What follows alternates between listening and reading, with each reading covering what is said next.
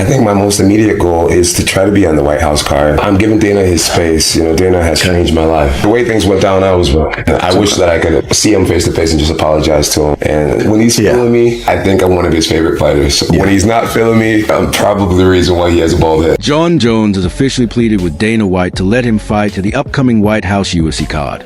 And for the first time in years, he's showing a completely different side of himself. During a recent podcast appearance, the former pound-for-pound king humbled himself, apologizing to Dana White for not keeping his word about fighting Tom Aspinall and admitting that he made a mistake. Jon Jones was on a podcast. What is the name of this podcast? It's called No Scripts Podcast. No Script. You big fan? Huge. The No Scripts Podcast. Jon Jones was on this podcast. I guess it was over the last couple of weeks. It was clearly around the time that he was in Nashville for the Dirty Boxing event, because he's wearing similar clothing.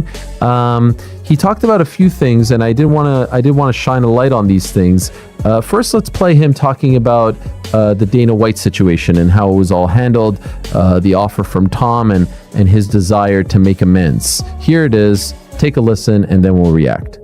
I think my most immediate goal is to try to be on the White House card. Okay. And you talking to Dana? How is he feeling? I'm giving Dana his space. Dana has changed my life. Yes, he has changed my life. He's changed my children's lives. Yeah.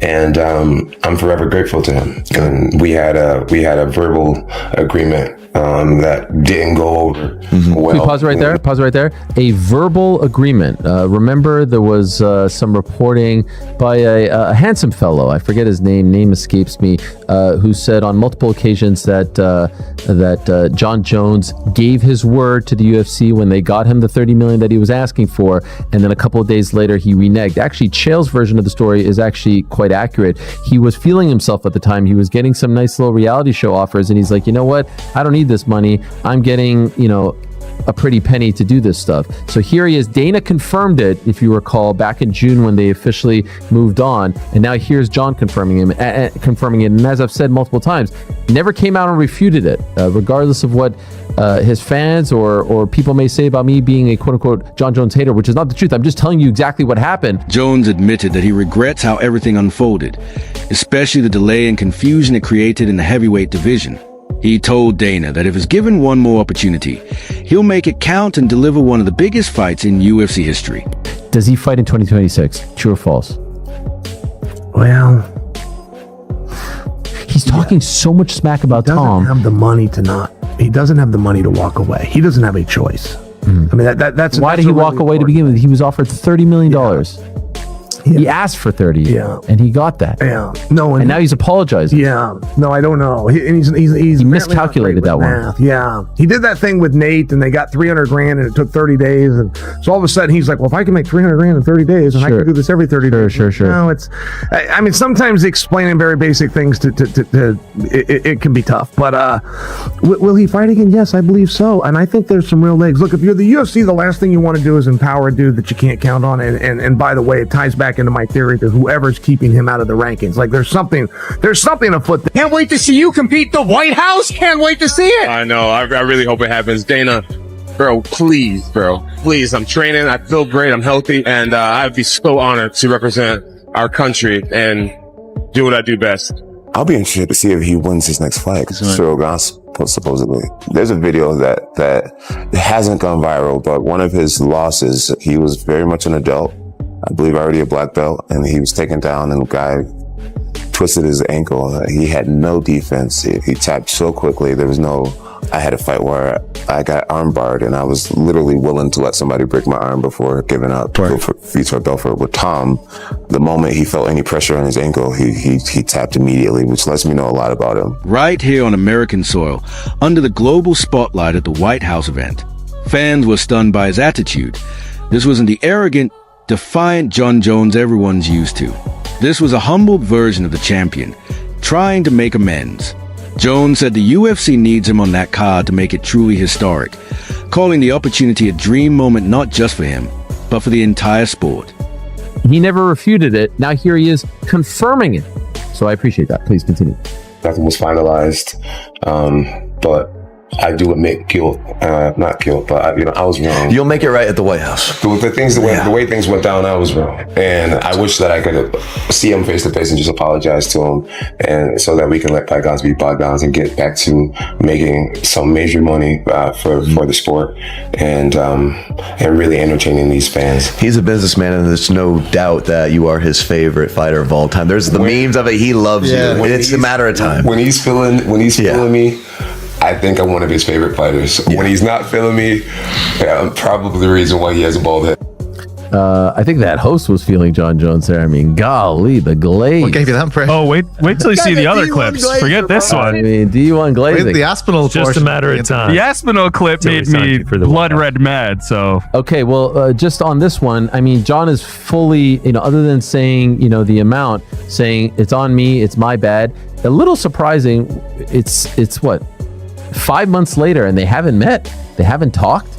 Like, you would think. Does Dana White hate Tom Aspinall? Because in the post-match press conference, he was going at his heavyweight champion like he absolutely did not like him. I mean, he had Tom bloodied up, and Tom didn't want to continue in the fight. And his key word there is didn't. He didn't say Tom Aspinall couldn't continue, insinuating that he's a quitter. I don't know if it's because Andy Aspinall's saying Tom wants to go to boxing and he'd love a big payday in boxing, but that's just Andy being a manager and a dad negotiating. I'm going to be honest, I'll give Dana the benefit of the doubt. He could have easily just misspoke. And the fact that if you do watch the YouTube that Aspinall put out, Dana White's in the locker room before wishing him all luck. I'm sure he's on good terms with Tom Aspinall and his father, because Dana White, let's be honest, if he doesn't have Tom Aspinall, he doesn't have a heavyweight division. If you saw the other heavyweight fights that were on this UFC 321 card, absolute ass. I'm seeing it all online. Tom quit. It got dicey out there for him and he quit. That's what the people are saying.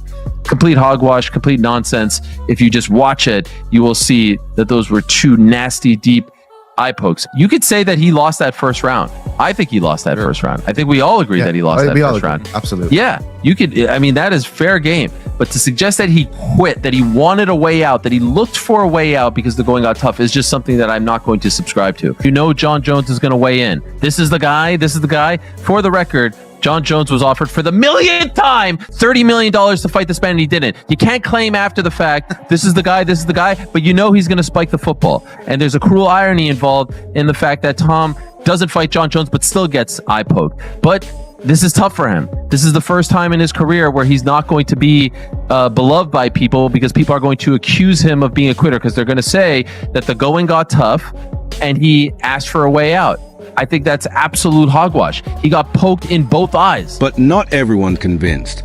Many in the MMA community believe Jon's sudden humility is nothing more than strategy, a calculated move to stay in the spotlight.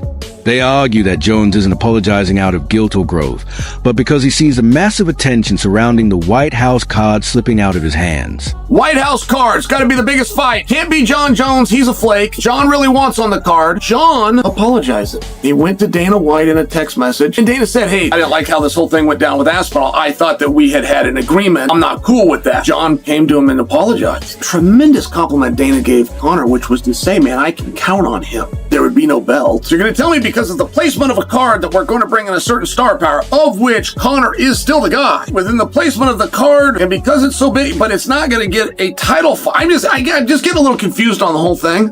I'm distraught. I'm broken. I don't know how to feel about this. Basically, Cyril Gane went bowling and used Tom Aspinall's face as a bowling ball. All he was missing was a thumb in the mouth. I swear. He had two fingers up top in each eye. My biggest fear happened. Tom Aspinall, he had to win this fight. And the first thing I saw when I woke up was my beautiful wife. But besides that, I looked at Jon Jones' Instagram and I saw he changed his avatar to a duck with an eye patch. Cyril Gane was looking good. Cyril Gane was looking good. He was looking loose. And I thought we were having a good tit-for-tat fight. A lot of people see it as like, oh, Gane was picking Tom apart. But I see it and I think Gane's probably up by a couple strikes here. I think a lot of people wrote off Cyril Gane, and I was one of them. Jon Jones knows how to keep the world talking. Love him or hate him, every move he makes shakes the MMA landscape. If Dana White gives him the green light, the White House card could become the biggest event the sport has ever seen. But if not, this might be the last time we see Jon Jones trying to make peace before the chaos begins again.